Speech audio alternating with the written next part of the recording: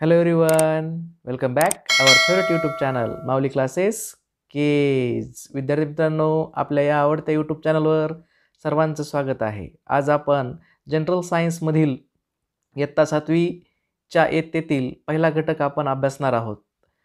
या घटकाचं नाव आहे विद्यार्थी मित्रांनो the living world adaptation and classification. विद्यार्थी मित्रांनो, हा घटक एकदम सोप्या आणि सर्वांना समजेल अशा पद्धतीमध्ये आपण पाहणार आहोत. तर विद्यार्थी मित्रांनो, अट एकच आहे की हा घटक पूर्ण पाहायचा आहे. जर तुम्हाला काही अडचण असेल, एखादा कन्सेप्ट क्लिअर झाला नसेल, तर आपल्या या व्हिडिओच्या कमेंट बॉक्समध्ये ती जी तुम्हाला आलेली जी शंका आहे ती त्या ठिकाणी लिहून पाठवायची आहे. आणि विद्यार्थी मित्रांनो, आणखी जर आपल्या या चॅनलला सबस्क्राईब केलं नसेल तर प्लीज सबस्क्राईब करा, म्हणजे सर्व अपडेटेड व्हिडिओ तुम्हाला पाहता येतील. चला तर मग एकदम सोपा आणि इंटरेस्टिंग चॅप्टर आता आपण चालू करणार आहोत.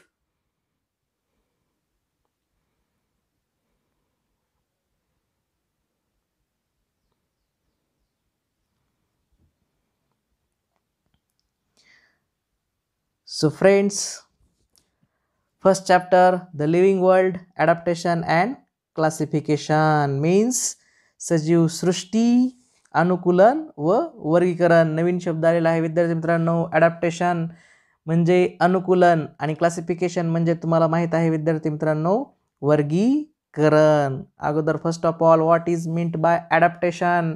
Adaptation means gradual changes occur in the body parts and also in the behavior organisms which help them to adjust to their surroundings. Such changes are called adaptations. Means students, प्रत्येक सजीव ज्या परिसरात व वातावरणात राहतो त्याच्याशी जुळवून घेण्यासाठी त्याच्या शरीराच्या अवयवामध्ये तसेच जीवन जगण्याच्या पद्धतीमध्ये कालानुरूप घडून आलेल्या बदलाला अनुकूलन असे म्हणतात.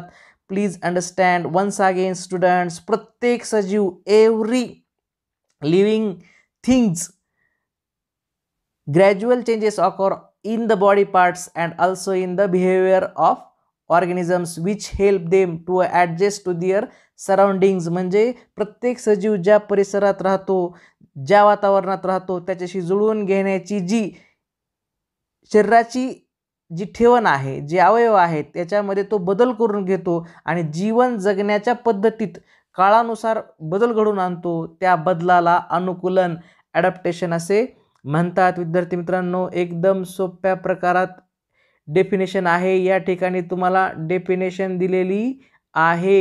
ही डेफिनेशन तुम्ही व्यवस्थित काळजीपूर्वक पाठ करायची आहे. विद्यार्थी मित्रांनो, ॲडॅप्टेशन म्हणजे तुम्हाला आत्ता कळालेलं आहे. याच्यामध्ये लेट्स रिकॉल आपल्याला सांगितलेलं आहे. पहिला पॉईंट आहे लेट्स रिकॉल. थोडे आठवा. First question in this chapter, in what different ways in the diversity in living things scene. या ठिकाणी विद्यार्थी मित्रांनो तुम्हाला प्रश्न विचारलेला आहे. काय प्रश्न विचारला आहे? In what different ways in the diversity in the living things seen. Means सजीवामधील विविधता कोणकोणत्या बाबीमुळे लक्षात येते. आपल्याला जी सजीव आहेत आपल्या आजूबाजूला जे याच्यामध्ये असणारी जी डायव्हर्सिटी आहे, डायव्हर्सिटी मीन्स विविधता, आणि ही कोणत्या बाबीमुळे आपल्या लक्षात येते तर so friends, differences are seen in the plants and animals based on their habitat. त्यांच्या राहण्याच्या पद्धतीवरून ते नेमके कुठं अधिवास करतात. Some plants and animals can differences are seen in the plants and animals survive in a desert regions having a scarcity of water, while some plants and animals live in a water bodies. Also the plants and animals living in the same habitat show several differences in their appearance. सजीवांमधील विविधता आपल्याला त्यांच्या राहण्याच्या जागेवरून कळते. विद्यार्थी मित्रांनो, some plants and animals can survive in a desert region. काही हे जे प्राणी आहेत, काही वनस्पती आहेत, त्या पाण्याचं जे स्कॅर्सिटी ऑफ वॉटर आहे, पाण्याचं दुर्भिक्ष्य असताना सुद्धा ते डेझर्ट रिजनमध्ये राहतात, म्हणजे वाळवंटामध्ये, वाळवंटी प्रदेशात राहतात. तर काही जे वनस्पती आहेत, काही जे प्राणी आहेत, लिव्ह इन वॉटर बडीज, ते पाण्यामध्ये सुद्धा राहतात. त्याचबरोबर काही plants and animals living in the same habitat show several differences in their appearance. ज्या ठिकाणी दुर्मिळ अशा प्रकारचे काही भाग आहेत त्या ठिकाणी सुद्धा प्लांट्स अँड ॲनिमल्स आपल्याला पाहायला मिळतात. त्याचबरोबर विद्यार्थी मित्रांनो आणखी काही बाबी आहेत त्याच्यामध्ये different organisms have a different body structure. प्रत्येक ॲनिमल्सला जे ऑर्गन्स आहेत हे सर्व वेगवेगळे आहेत. त्याचबरोबर त्यांची बॉडी स्ट्रक्चर वेगळी आहे, त्यांची शरीराची ठेवण वेगवेगळे आहे. Some organisms are unicellular while some are multicellular. काही सजीव हे एकपेशीय आहेत, काही बहुपेशीय आहेत. अशा प्रकारे आपल्याला सजीवांमधील विविधता आपल्याला ह्या गोष्टीमुळे लक्षात येते. दस diversity in various aspects is seen in living things. So friends, understand first of all what different ways is a diversity in living things. First is a differences are seen in the plants and animals based on their habitat. Then some plants and animals can survive in a desert regions, some are in water bodies, and the same some are unicellular and some are multicellular. Then also movement of every organisms is different. Thus diversity is various aspects is seen in a living things. अशा प्रकारे सजीवामधील विविधता आपल्याला ह्या बाबीवरून लक्षात येते. So friends, then next point in this lesson, and this point is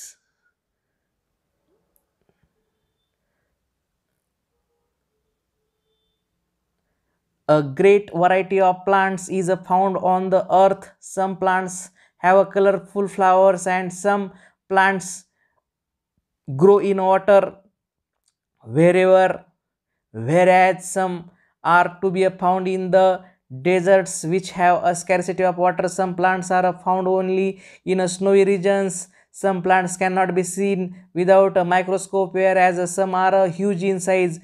Like plants animals to show diversity, some are unicellular, others are multicellular. Some are vertebrates whereas other are invertebrates. विद्यार्थी मित्रांनो, पृथ्वीवर अनेक प्रकारच्या वनस्पती आहेत. काही वनस्पतींना विविध रंगी फुले आहेत. म्हणजे some plants have colourful flowers, म्हणजे काही वनस्पती विविध रंगी फुले त्यांना आहेत. तर काही वनस्पती पाण्यात आढळतात, तर काही पाण्याचे दुर्भिक्ष असलेल्या वाळवंटी प्रदेशात सुद्धा आढळतात. म्हणजे विद्यार्थी मित्रांनो, some plants grow in water whereas some are to be found. Found म्हणजे सापडणे, अस्तित्वात असणे. In a desert which is have a scarcity of water. Scarcity of water means पाण्याचं दुर्भिक्ष.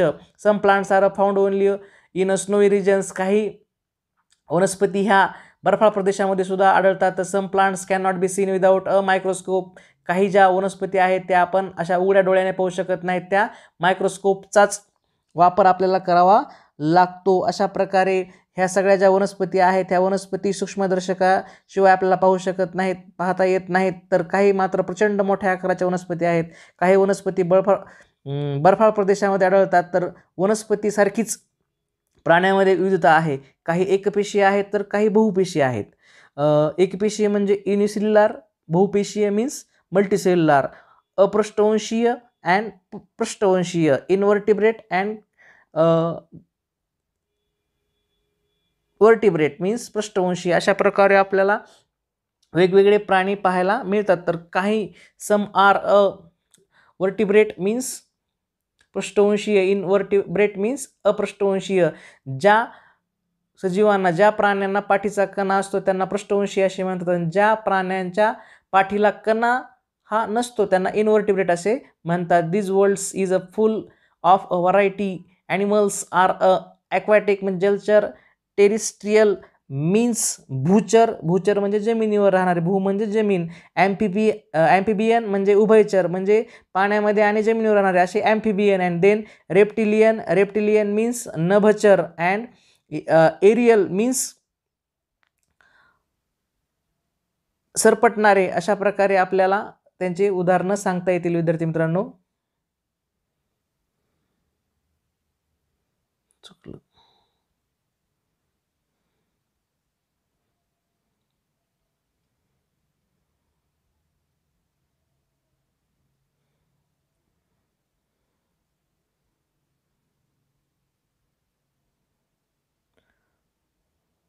विद्यार्थी मित्रांनो, तर some are aquatic, terrestrial, amphibian, reptilian, aerials, etc. These observations give a rise to the questions how did his a great variety some into a being.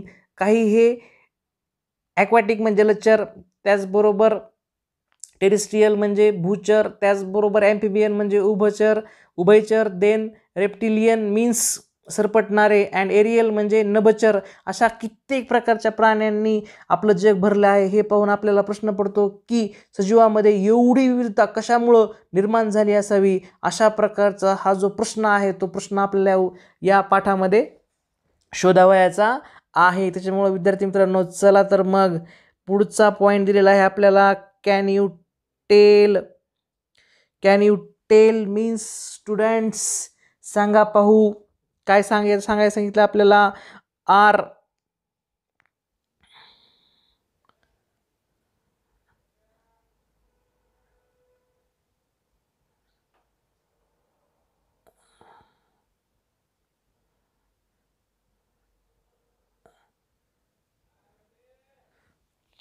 Are the plants and animals from the Kashmir and Rajasthan of the same type? Can you elaborate on any differences between the two? या ठिकाणी आपल्याला प्रश्न दिलेला आहे, काश्मीर व राजस्थान या प्रदेशात आढळणारे प्राणी व वनस्पती एकाच प्रकारचे आहेत का? यामध्ये कोणता फरक तुम्ही सांगू शकाल? विद्यार्थी मित्रांनो, या ठिकाणी आपल्याला प्रश्न विचारलेला आहे की जे राजस्थान आणि जे काश्मीर आहे या प्रदेशात आढळणारे प्राणी व वनस्पती एकाच प्रकारचे आहेत का? तर विद्यार्थी मित्रांनो, याच्यामधल्या याचं उत्तर आहे हे नो आहे, कारण हे एकाच प्रकारच्या वनस्पती नाहीत. त्याच्यामुळं आपण हे काळजीपूर्वक याचं आपण अभ्यास करायचा आहे. आणि पुढच्या पानावर आपल्याला दिलेलं आहे adaptation in desert plants and adaptation in plant snowy regions. या ठिकाणी आपल्याला त्यांचं विविधता, त्यांचे वैशिष्ट्य आपल्याला त्या ठिकाणी पाहता येतील. So friends, then coniferous trees like a pine and deodar flourish in a snowy regions like Kashmir. However, in a desert of Rajasthan, plants like a cactus and acacia means babul are to be found. The camel, a desert animals, is not found in a Kashmir. What is the reason for these differences? So students, Kashmir सारख्या हिमप्रदेशामध्ये देवदार आणि पाईन असे सूचिपर्णी वृक्ष मोठ्या प्रमाणात आढळतात. राजस्थान सारख्या वाळवंटी प्रदेशात मात्र बाभूळ, या ठिकाणी नवीन शब्द आलेला आहे विद्यार्थी मित्रांनो. कॅक्टस म्हणजे बाभूळ आणि विद्यार्थी मित्रांनो, अकेशिया म्हणजे बाभूळ आणि कॅक्टस म्हणजे निवडुंग, अशा सारख्या वनस्पती मोठ्या प्रमाणामध्ये त्या ठिकाणी आढळतात. तसेच वाळवंटात आढळणारा जो उंट आहे हा काश्मीरमध्ये आढळून येत नाही. का येत नाही, असे का होतो? कारण त्याच्यासाठी त्या ठिकाणची जी भौगोलिक परिस्थिती आहे ती त्याच्यासाठी अनुकूल नाही. त्याच्यामुळे नेमकं अनुकूलन म्हणजे काय, तर या ठिकाणी आपल्याला दिलेला आहे. Adaptation means gradual changes occur in the body parts and also in the behaviour of organisms which help them to adjust to their surroundings. Which changes are called adaptation. They make a place over a long period of a time. अगोदरच विद्यार्थी मित्रांनो तुम्हाला सांगितलेलं आहे की प्रत्येक सजीव हा ज्या परिसरात व वातावरणात राहतो त्याच्याशी जुळवून घेण्यासाठी त्याच्या शरीराच्या अवयवामध्ये तसेच जीवन जगण्याच्या पद्धतीमध्ये कालानुरूप असलेला जो बदल आहे त्याला अनुकूलन असे म्हणतात. मग अशा प्रकारे जो कॅमल आहे तो हिमप्रदेशात राहू शकत नाही, कारण त्यांना अनुकूलन हे वाळवंटातील प्रदेशासारखं त्यानं करून घेतलेलं.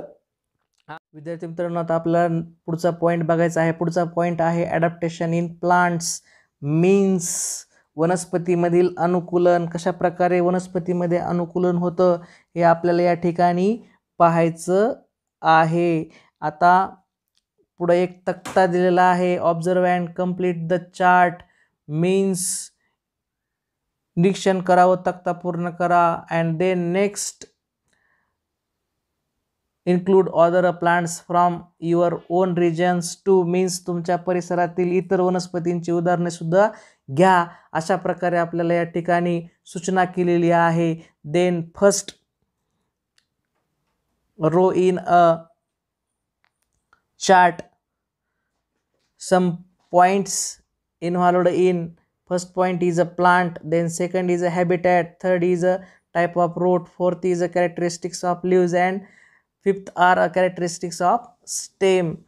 So friends, first plants means वनस्पती, habitat म्हणजे अधिवास राहण्याचं ठिकाण, टाइप्स ऑफ रूट्स म्हणजे मुळाचा प्रकार म्हणजे फायब्रस रूट आहेत, टॅप रूट आहेत असे, कॅरेक्टरिस्टिक्स ऑफ लीव्ज म्हणजे पानाची वैशिष्ट्ये विशेषता काय आहेत, कॅरेक्टरिस्टिक्स ऑफ स्टेम मीन्स खोडाची विशेषता काय आहेत, वैशिष्ट्ये काय आहेत हे आपल्याला या ठिकाणी दिलेलं आहे. पहिल्यांदा आपल्याला उदाहरण दिलेलं आहे लोटस, लोटस मीन्स कमळ. हॅबिटॅट, त्या जो कमळ आहे तो कुठं राहतो, ॲक्वॅटिक, तो कसा आहे, जलचर आहे म्हणजे पाण्यामध्ये राहतो म्हणून तो ॲक्वॅटिक आहे. टाईप ऑफ रूट फायब्रस, त्याचे जे रूट आहेत ते कसे आहेत, फायब्रस आहेत म्हणजे तंतुमय मुळं आहेत. त्याच्यानंतरचा जो पुढचा पॉईंट आहे विद्यार्थी मित्रांनो, लोटसच्या कॅरेक्टरिस्टिक्स ऑफ लीव्ज म्हणजे पानाचे जे वैशिष्ट्ये आहेत ते काय आहेत, large and round with a waxy layer म्हणजे ते पानं मोठे आहेत आणि त्याचबरोबर त्याच्यावर वॅक्सिलियर आहे म्हणजे मेनचट आहे, त्याच्यामुळं त्या पाण्यामध्ये राहून सुद्धा ते पानं टिकतात का, कारण त्याच्यावर वॅक्सिलियर आहे, मेनचट असल्यामुळं त्या ठिकाणी पाणी हे त्या पानाला लागत नाही म्हणून तो वॅक्सिलियर त्या ठिकाणी आहे. कॅरेक्टरिस्टिक्स ऑफ स्टेम, जे खोडाचं वैशिष्ट्य आहे ते हॉलो अँड फ्लेक्झिबल आहेत म्हणजे जे पोकळ आहेत आणि लवचिक आहे. त्याच्यामध्ये नेक्स्ट आपल्याला दिलेलं आहे कॅक्टस. कॅक्टस मीन्स आपल्याला इथं निवडंग दिलेलं आहे. आता या ठिकाणी विद्यार्थी मित्रांनो निवडुंगाचं आता आपल्याला हॅबिटॅट पाहायचं आहे. हॅबिटॅट तुम्हाला माहिती आहे निवडुंग कुठं राहतं, टेरिस्ट्रियल आहे, हे जमिनीवर राहतं. देन टाईप्स ऑफ रूट त्याचे कसे आहेत, त्याचे फायबरस आहेत आणि कॅरेक्टरिस्टिक्स ऑफ लीव्ज कसे सांगता येतील, मॉडिफाईड इनटू थ्रोन्स. थ्रोन्स म्हणजे काटे, त्याचं जे पानाचं वैशिष्ट्य आहे ते त्याचं जे पानं आहेत त्याच्या पानावर काय असतात, थ्रोन्स असतात, काटे असतात. आणि कॅरेक्टरिस्टिक्स ऑफ स्टेम, त्या निवडुंगाच्या आपल्याला स्टेमचं जी कॅरेक्टरिस्टिक्स आहेत ती कशी आहे, फ्लेशी म्हणजे मांसल आहे. पुढे आहे विद्यार्थी मित्रांनो बनियान. बनियान ट्रीज मीन्स तुम्हाला माहीत आहे की वड. आता हे कुठं राहतं तुम्हाला माहिती आहे, टेरिस्ट्रियल, हे सुद्धा जमिनीवर राहतं. त्याचे जे टाईप ऑफ रूट कसे आहेत विद्यार्थी मित्रांनो, tap and prop. Tap and prop means tap म्हणजे सोटमुळं आहे आणि प्रॉप म्हणजे काय, त्याच्या पारंब्या त्या वरून येतात आणि खाली पुन्हा जमिनीमध्ये जातात. अशा प्रकारे त्यांचे आपल्याला रूटाचा जो टाईप आहे, रूटचा टाईप आहे तो आपल्याला सांगता येईल. देन कॅरेक्टरिस्टिक्स ऑफ लीव्ज, त्याचे जे पानाचे वैशिष्ट्य आहेत ते कसे आहेत विद्यार्थी मित्रांनो, ते ओव्हल राऊंड शेप्ड, हे कॅरेक्टरिस्टिक्स आहे कशाची, बनियान ट्रीची आहे. अँड कॅरेक्टरिस्टिक्स ऑफ स्टेम काय आहे, उडी आहे. अशा प्रकारे याचं वैशिष्ट्य आपल्याला सांगता येईल. Then next point in this lesson, adaptation in aquatic plants, जलीय वनस्पतीमधील अनुकूलन. पाण्यामधील ज्या वनस्पती आहेत त्याच्यामध्ये कशा प्रकारचं अनुकूलन होतं, अशा प्रकारे आपल्याला प्रश्न विचारलेला आहे. त्याच्या अगोदर ट्राय दिस करून पहा. काय करून पाहायला सांगितले विद्यार्थी मित्रांनो, visit various water bodies such as a rivers, brook, pond, lake in your surroundings. What differences do you observe between terrestrial and aquatic plants? या ठिकाणी तुमच्या परिसरामध्ये असणाऱ्या ज्या नदी आहेत, ओढे आहेत, तलाव आहेत, सरोवर आहेत अशा जलाशयांना भेट द्या. जमिनीवरील व पाण्यामधील वनस्पतीमध्ये काय फरक जाणवतो तर तुम्हाला विचारलेला आहे. या ठिकाणी मी तुम्हाला उत्तर सांगतो विद्यार्थी मित्रांनो. टेरिस्ट्रियल प्लांटमध्ये आणि ॲक्वॅटिक प्लांट्समध्ये काय फरक असतो. First of all, terrestrial plants as a terrestrial plants are firmly rooted in the soil. Terrestrial जे प्लांट्स असतात यांचे जे रूट आहेत हे कुठं असतात, मातीमध्ये असतात. Their stems, leaves and flowers are above ground. याचे जे खोड असतं, पान असतं, फ्लावर्स असतात ते जमिनीच्या वर असतात. आणि ॲक्वॅटिक प्लांट्समध्ये काय असतं विद्यार्थी मित्रांनो, some of the aquatic plants are firmly rooted in the soil at the bottom of the water bodies. जे जलीय वनस्पती असतात त्याच्यातल्या काही वनस्पती ह्या ज्या पाण्याचा साठा आहे त्याच्या जमिनीमध्ये, जे खोलवर तळ आहे त्या ठिकाणी जमिनीमध्ये त्याचे मुळं रोवलेले असतात काही वनस्पतीचे. अँड देन काही वनस्पतीचे हे वरी पृष्ठभागावर त्याचे आपल्याला मुळं असतात सांगता येईल. Then their stems are submerged while leaves and flowers float on the surfaces आणि ह्याचे जे काही जलीय वनस्पती आहेत त्याच्यातले जे स्टेम्स आहेत ते सबमर्ज्ड असतात and while leaves are flowers float on the surfaces आणि ह्याचे जे काही पानं असतील फुलं असतील उदाहरणार्थ कमळ आहे याचं जे पान आहे फुल आहे पाण्यावर तरंगतं. अशा प्रकारे आपल्याला डिफरन्स सांगता येईल. कशामधला डिफरन्स विद्यार्थी मित्रांनो? जमिनीवरील आणि पाण्यातील वनस्पतीमध्ये अशा प्रकारचा फरक असतो. अशा प्रकारे आपल्याला ह्या दोन्हीमध्ये डिफरन्स सांगता येईल. Then students keep listen carefully. Next point, some of the aquatic plants are firmly rooted in the soil at the bottom of the water bodies and their stem are submerged while leaves float on the surface. However, some plants are entirely afloat. Their roots are not anchored in the soil. So friends, means या ठिकाणी जे जलाशयामध्ये असणाऱ्या वनस्पतीपैकी काही वनस्पतींची मुळे हे तळातील मातीशी घट्ट रुजलेले असतात. त्यांची खोडे पाण्यात बुडलेली असतात तर पाने फुले पाण्यावर तरंगत असतात. काही वनस्पती तर मुळासहित पाण्यावर तरंगताना आपल्याला दिसतात. मगाशी तुम्हाला फरक सांगितलं की दिअर स्टेम्स आर सबमर्ज्ड म्हणजे तरंगणे. अशा प्रकारे विद्यार्थी मित्रांनो जलीय वनस्पतींचं ॲडॅप्टेशन आपल्याला सांगता येईल की ते पाण्यामध्ये राहण्यासाठी त्यांनी काय अनुकूलन करून घेतले त्यांचे. अशा प्रकारे त्यांनी काही वनस्पती ह्या पाण्यात बुडतात तर पाणी हे वर तरंगतात. अशा प्रकारे ते ॲडॅप्टेशन आपल्याला सांगता येईल. And then the surfaces of leaves and stems of many aquatic plants are covered with a waxy layer. Leaves of some aquatic plants are thin and slender like a ribbon. This shape and help them to withstand fast currents of water and air. Spaces in stems and petioles of aquatic plants are useful for floating in water. Means पाण्याच्या तळाशी पाहिले की तेथेही काही वनस्पती दिसून येतात. कमळ, जलपर्णी अशा वनस्पतींची देठ मऊ, पोकळ व लवचिक असतात. म्हणजे या ठिकाणी विद्यार्थी मित्रांनो नवीन शब्द आलेला आहेत की air spaces in stems and petioles of aquatic plants are useful for floating in water. म्हणजे ज्या बऱ्याचशा जलीय वनस्पतींचे पाने, खोडे व या अवयवावर मेनसट पदार्थांचा पातळ थर असतो. त्याच्यामुळे त्या ठिकाणी पाणी त्यांना चिकटत नाही. मग काही वनस्पतींची पाने हे अरुंद असतात, रेबणीसारखी असतात, पातळ असतात. त्यामुळं या वनस्पती पाण्याचा वेगवान प्रवाह जरी असला तरी ते सहन करू शकतात. खोड व पाण्याचे देठ यामध्ये असलेल्या हवेच्या पोकळ्या वनस्पतींना पाण्यावर तरंगण्यासाठी उपयोगी पडतात. अशा प्रकारे जलीय वनस्पतीमध्ये अशा प्रकारे अनुकूलन झालेलं दिसतं. कसं झालेलं आहे अनुकूलन हे एकदा आपण पॉइंटच्या स्वरूपामध्ये लक्षात घेऊ. So friends, adaptation in aquatic plants. Some aquatic plants adapted to a living in aquatic environments are tightly rooted in the soil in the bottom of the water bodies such as a river, brook, pond, lake. विद्यार्थी मित्रांनो आता सांगितलं की काही जलाशयामध्ये ज्या वनस्पती आहेत ते वनस्पतीची मुळे तळ्यातील किंवा नदीतील किंवा सरोवरातील मातीशी घट्ट रुजलेले असतात. त्यांचे खोडे पाण्यात बुडालेली तर पाने फुले पाण्यावर तरंगत असतात.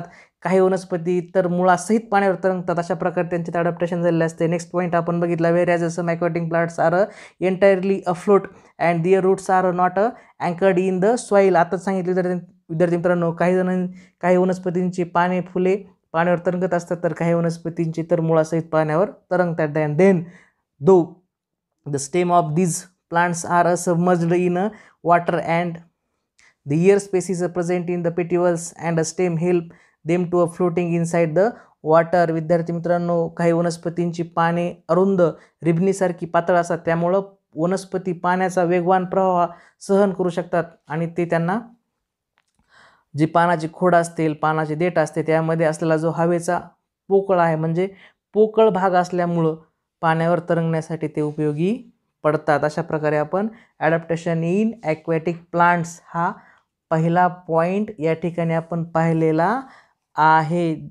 त्याच्यानंतर आपल्या विद्यार्थी मित्रांनो पुढं बघायचं आहे. काय पाहायचं आहे आपल्याला, तर नेक्स्ट पॉईंट आहे यूज युअर ब्रेन पॉवर, जरा डोके चालवा. या ठिकाणी आपल्याला 3 प्रश्न विचारलेले आहेत विद्यार्थी मित्रांनो, आणि हे 3 प्रश्न आपल्याला या ठिकाणी, पहिला प्रश्न आहे त्याच्यामधला, why does water trickle off lotus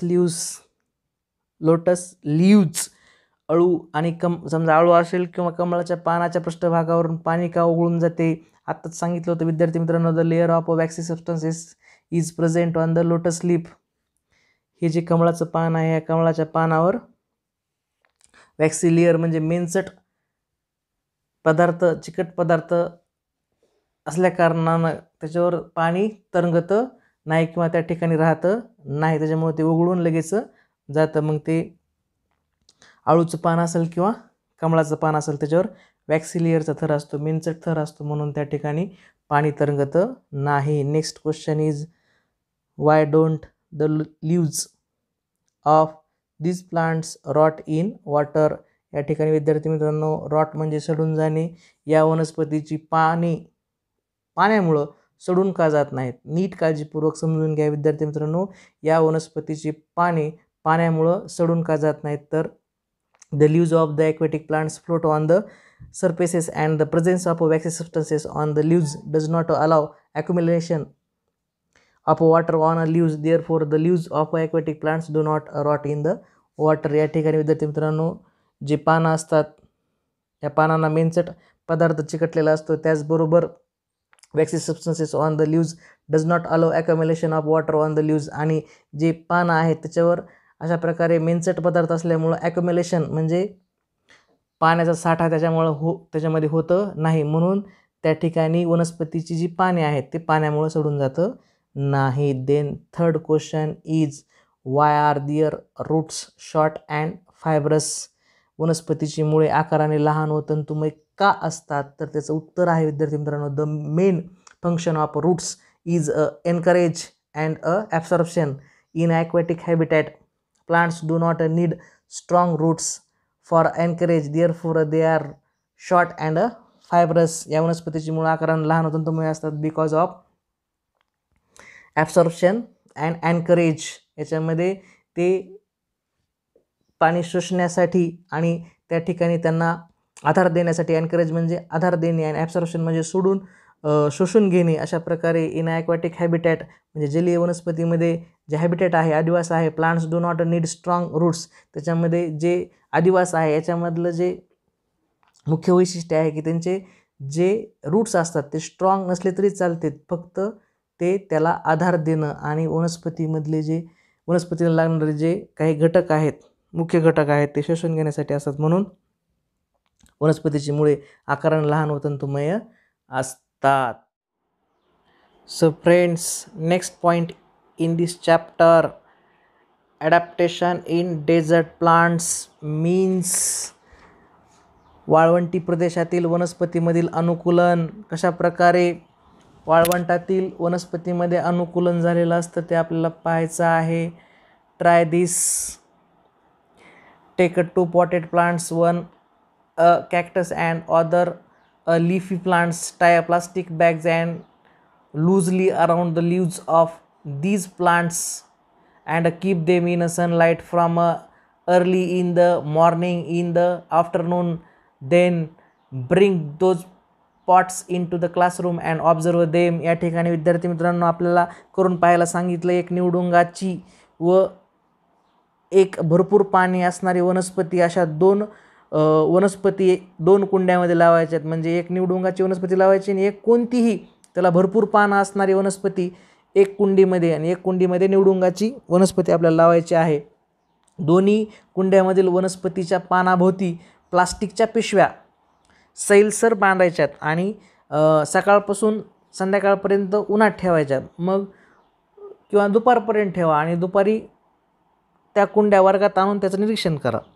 काय निरीक्षण करायचं आहे, तर has the same quantity of water collected in both bags means दोन्ही पिशव्यातील पाण्याचे प्रमाण सारखे दिसते का, असा प्रश्न विचारला विद्यार्थी मित्रांनो. या ठिकाणी याचं प्रश्नाचं जे उत्तर आहे विद्यार्थी मित्रांनो हे एकदम सोपं आहे. दोन्हीमधले जे बॅगमधलं जे पाणी आहे प्लास्टिकच्या पिशवीमधलं पाणी हे आपल्याला कमी जास्त दिसतं, कारण निवडुंगाची जी वनस्पती आहे ती निवडुंगाची वनस्पती ही वाळवंटी प्रदेशात राहते आणि वाळवंटी प्रदेशामधील असल्याकारणानं त्या ठिकाणचं जे पाण्यातून निघणारं जे बाष्प आहे ते कमी असणार आहे आणि जे जास्त पानं असणारी वनस्पती ही निश्चितच आपल्याकडची आहे. त्याच्यामुळे त्या ठिकाणी निघणारं जे पाणी आहे ते कसं असणार आहे, जास्त असणार आहे. म्हणजे आपल्याला त्या दोन्हीमध्ये पाण्याचं प्रमाण सारखं दिसणार नाही. Then next student next point is desert plant are either a leafless or their leaves are like a small needles or have been modified into a thorns. As a result they loss very little water by evaporation. The stem stores water and food and is therefore a fleshy. So friends, ज्यावेळेस आपण वाळवंटी वनस्पतींना ज्यावेळेस पाहतो त्यांचं निरीक्षण करतो त्यावेळेस वाळवंटी वनस्पतींना पाणी नसतात किंवा ती खूप बारीक सुईसारखी असतात किंवा त्यांच्या काठ्यामध्ये रूपांतर झालेले असते. या रचनेमुळं त्यांच्या शरीरातील अगदी कमी पाणी वाफेच्या रूपात बाहेर टाकले जाते का, कारण एकतर ते पानं कसे असतात खूप लहान असतात त्याचबरोबर त्यांच्या पानावर काट्यासारखे भाग असतात, त्याच्यामुळं कमी प्रमाणामध्ये पाणी हे वाफेच्या स्वरूपामध्ये बाहेर टाकलं जातं. Then students the stem stores water and food and is therefore fleshy. या रचनेमुळं हे जे खोड आहे हे पाणी व अन्न साठवून ठेवते, त्यामुळं ते मांसल फ्लेशी आपल्याला दिसतं. Their roots penetrate deep into the soil and some roots spread away into the soil in a search of water. Penetrate means तिरपे. पानाच्या पानं नसल्यामुळं पानांच्या अभावामुळं खोडांना प्रकाश संश्लेषण करावे लागते म्हणजे फोटोसिंथेसिस करावे लागते म्हणून ते हिरवी असतात. या वनस्पतींचे मुळे हे पाण्याच्या शोधात जमिनीमध्ये खूप खोलवर जातात, तर काहीची वनस्पती तर जमिनीमध्ये दूरवर पसरतात. अशा प्रकारे वनस्पतीच्या खोडावर देखील मेंचट पदार्थाचा जाड थर असतो. अशा प्रकारे विद्यार्थी मित्रांनो आपल्याला याचं ॲडॅप्टेशन सांगता येईल. In a short point we reviving what adaptation in desert plants. In first point, plants found in a desert are either leafless or their leaves are like a small needles or have been modified into a thorns. Due to this they lost a very little water through evaporation. Means वाळवंटी वनस्पतींना पाणी नसतात किंवा ती खूप बारीक सुईसारखी असतात किंवा त्यांचे काट्यामध्ये रूपांतर झालेले असते. या रचनेमुळे त्यांच्या शरीरातील अगदी पाणी जे आहे वाफेच्या स्वरूपामध्ये कमी बाहेर टाकले जाते. Second point the stem stores food and water and it is therefore fleshy. म्हणजे या ठिकाणी जे खोड आहे हे पाणी व अन्न साठवून ठेवते त्यामुळे ते मांसल असतं फ्लेशी असतं. And then since the stems of perform photosynthesis in the absence of leaves they are green in a colours. मग पानं नसल्यामुळं पानाच्या अभावामुळं जे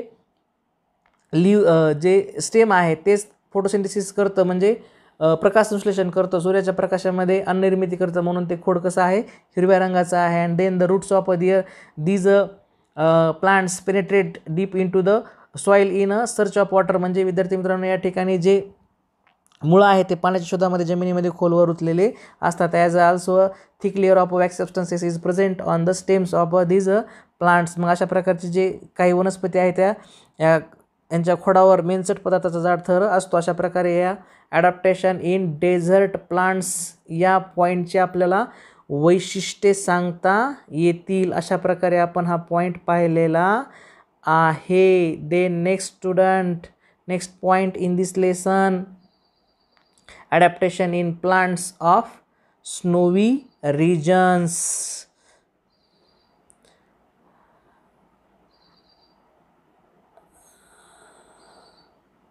कॅन यू टेल या ठिकाणी तुम्हाला प्रश्न विचारलेला आहे विद्यार्थी मित्रांनो की सांगा पाहू आता adaptation in plants of snowy regions means हिमप्रदेशातील वनस्पतीमधील अनुकूलन. याच्यामध्ये पहिला प्रश्न विचारला विद्यार्थी मित्रांनो, in what ways are sloping branches useful to plants in snowy regions. हिमप्रदेशातील वनस्पतींच्या उतरत्या फांद्यांचा त्यांना काय उपयोग होतो. विद्यार्थी मित्रांनो, एकदम सोपं उत्तर आहे. हे जे उतरत्या फांद्या आहेत हिमप्रदेशातील म्हणजे बर्फाळ प्रदेशातील, ह्या ज्या फांद्या आहेत ह्या फांद्या उतरत्या असल्यामुळं भरपूर प्रमाणामध्ये त्या ठिकाणी बर्फ पडतो आणि हा बर्फ तो पानावर त्या फांद्यावर राहू नये म्हणून तो घसरून खाली पडावा, त्याच्यामुळं त्या ठिकाणच्या ज्या फांद्या असतात त्या उतरत्या असतात. अशा प्रकारे त्याचं उत्तर आपल्याला सांगता येईल. Then next, first point, plants of snowy regions mainly include coniferous like देवदार and पाईन. मीन्स हिमप्रदेशातील वनस्पतीमध्ये प्रामुख्याने देवदार, पाईन अशा सूचिपर्णी वृक्षांचा समावेश होतो.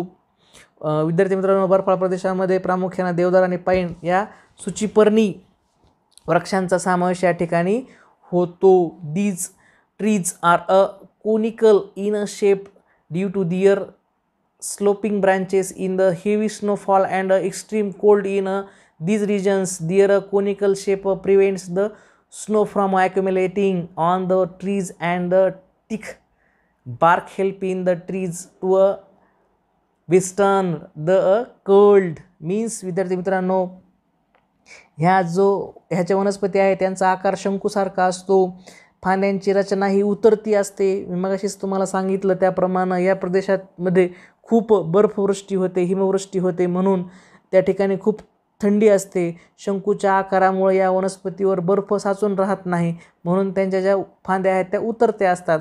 तसेच त्यांच्या जाड सालीमुळं त्या थंडीतही तग धरू शकतात. अशा प्रकारे हिमप्रदेशातल्या वनस्पतीमध्ये स्वतःमध्ये अनुकूलन करून घेतलेलं असते, म्हणजे बदल करून घेतलेला असतो. अशा प्रकारे विद्यार्थी मित्रांनो, तुम्हाला अनुकूलन ॲडॅप्टेशन या शब्दाचा आता अर्थ कळत चाललेला असेल की ॲडॅप्टेशन म्हणजे काय. जसा प्रदेश असेल तशा प्रकारे आपल्या बॉडी ऑर्गनमध्ये, आपल्या शरीरामध्ये बदल करून घेणे, त्याला अनुकूलन असे म्हणतात. Then in points.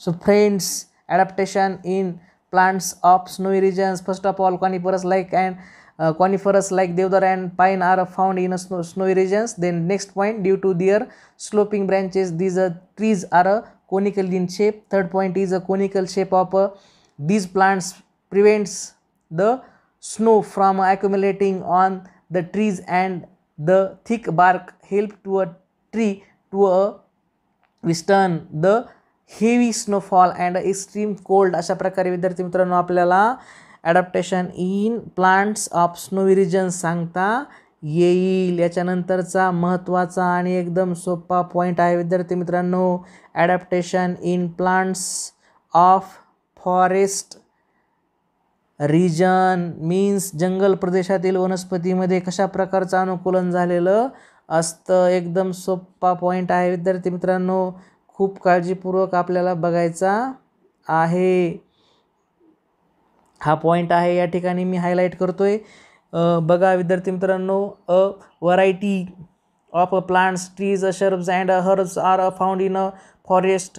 These plants complete among themselves for a sunlight, hence trees grow tall to get sunlight, and climbers and vines grow to a great height with a support of trees and springs like tendrils on the stems of some climbers is an example of adaptations. means या प्रदेशातील वनस्पती हे झुडूप असतील, वृक्ष असतील, रोपटे असतील, असे विविध प्रकार आपल्याला जंगल प्रदेशातील वनस्पतीमध्ये पाहायला मिळतात. मग सूर्यप्रकाश मिळण्यासाठी या सर्व वनस्पतीमध्ये स्पर्धा असते, वाढण्याची स्पर्धा असते, कारण जंगल असल्या कारणानं खूप दाट झाडे असते आणि मग सूर्यप्रकाश मिळण्यासाठी ते खूप उंचची उंच वाढत जातात. मग अशा प्रकारे सूर्यप्रकाश मिळवण्यासाठी या सर्व वनस्पतीमध्ये स्पर्धा असते. मग जंगलात सूर्यप्रकाश मिळवण्यासाठी वृक्ष उंच वाढतात, तसेच त्यांच्या आधारानं वेलीसुद्धा उंच उंच वाढतात. काही वेलींच्या खोडावर असणारे जे तणाव आहे, म्हणजेच खोडांचे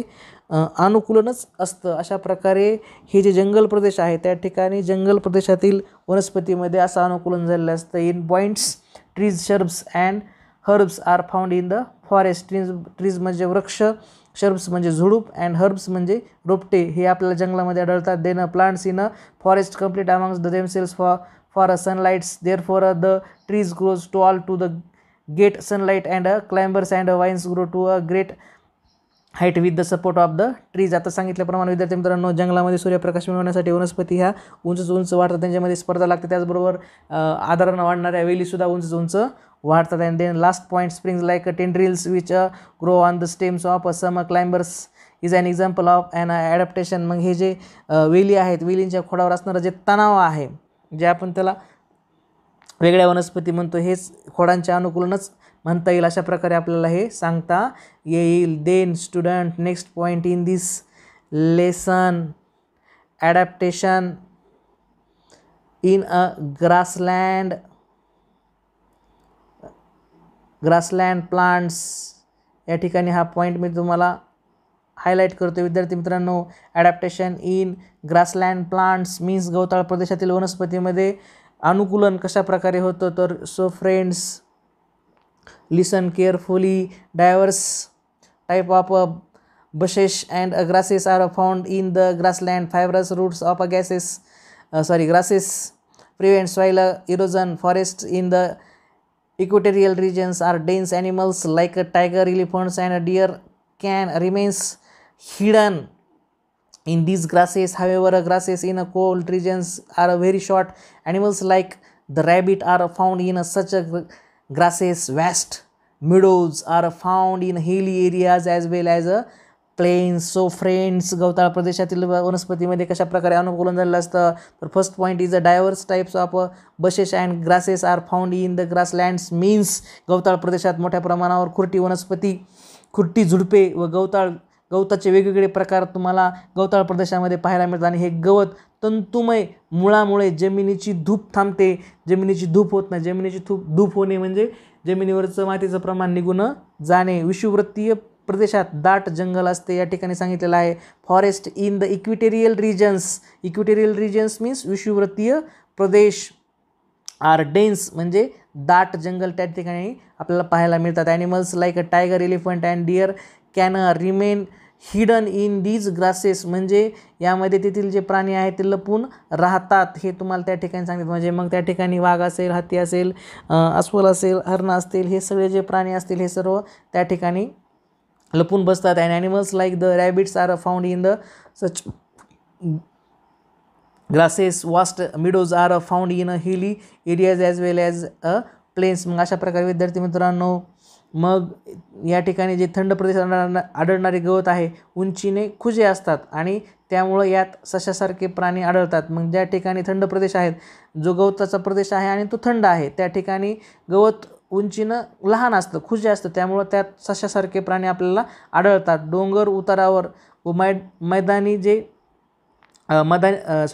व पठारी जो प्रदेश असतो मोठ्या प्रमाणामध्ये मिडोज म्हणजे कुर्ण त्या ठिकाणी आपल्याला पाहायला मिळतात. अशा प्रकारे विद्यार्थी मित्रांनो, adaptation in a grassland plants in point a variety of bushes and grasses are found in the grasslands. Means गवताळ प्रदेशात मोठ्या प्रमाणावर खुरटी झुडपे व गवताचे विविध प्रकार आपल्याला पाहायला मिळतात. Soil erosions are prevented the fibrous roots of grasses. मग ही गवत जे आहे तंतुमय मुळामुळे जमिनीची धूप थांबते. And then equatorial regions grasses are very tall.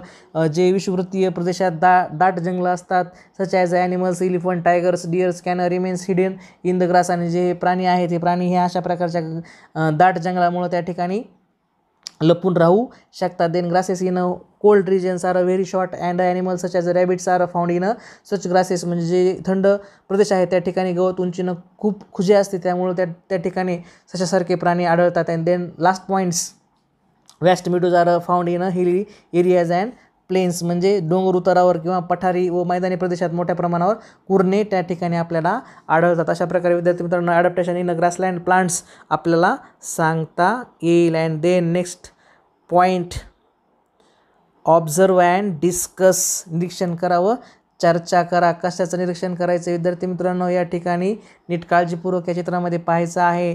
Observe and note down the adaptations in the parts of plants like potato, then groundnut, yam, water hyacinth, aloe, acacia, carrot, onion, beet, bitter gourd, grape, vines etcetera and other plants in your surroundings. Means बटाटा असेल, then भुईमुंग असेल, सुरण या ठिकाणी नवीन शब्द आलेला आहे विद्यार्थी मित्रांनो.